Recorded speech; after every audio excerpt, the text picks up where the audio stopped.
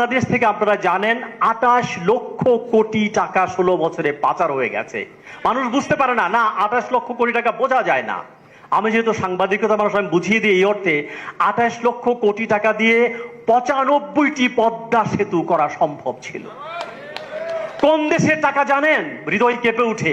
যে দেশে 500 টাকা বিধবা ভাতার জন্য 1 মাসে 500 টাকার জন্য 5 মাইল হেঁটে যায় একজন বিধবা, 700 টাকা বয়স্ক ভাতার জন্য 10 মাইল হেঁটে যে উপজেলা সদরে নেয়, সেই দেশের গরিব মানুষের 28 লক্ষ কোটি টাকা পাচার হয়ে গেছে।